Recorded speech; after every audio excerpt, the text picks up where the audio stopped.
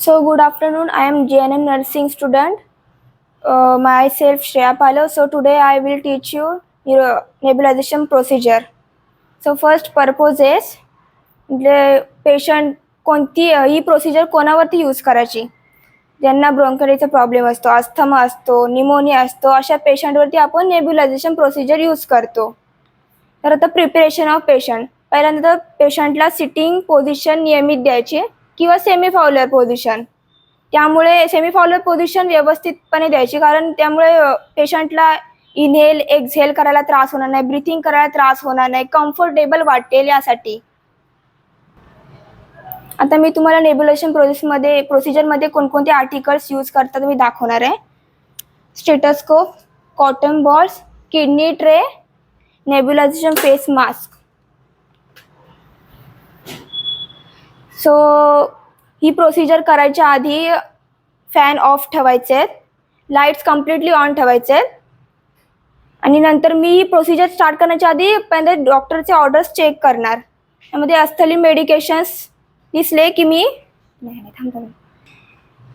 First तर मी डॉक्टरांचे orders check करणार, त्याच्यामध्ये कोणती मेडिकेशन्स आहेत हे पण चेक करणार. त्या पेशंटवरती प्रोसिजर स्टार्ट करणार मी. सो यामध्ये मी असलेले मेडिकेशन्स टाकले आहे. तर फर्स्ट तर नेब्युलायझेशन फेस मास्क एकदम क्लीन करून घ्यायचं आहे कॉटन बॉलने.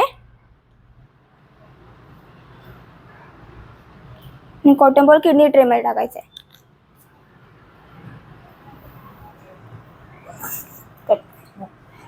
सो पेशंटला आपण डीप इनहेल आणि एक्झहेल करायला सांगायचं आहे. First inhale, exhale, inhale, एक्झहेल.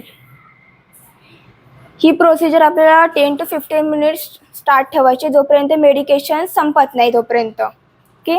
आता पेशंटला आपण फेस मास्क काढायला सांगणार आहे.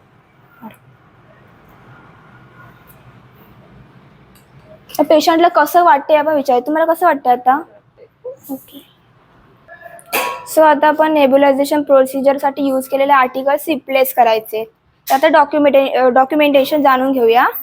तर डॉक्युमेंटेशन्स मीन्स आपण कोणती मेडिसिन्स यूज केलेत, मेडिकेशन्स यूज केलेत, कोणती प्रोसिजर यूज केलेत यासाठी. Okay. Thank you for watching. So आता आपली नेब्युलायझेशन प्रोसिजर येतच संपली आहे.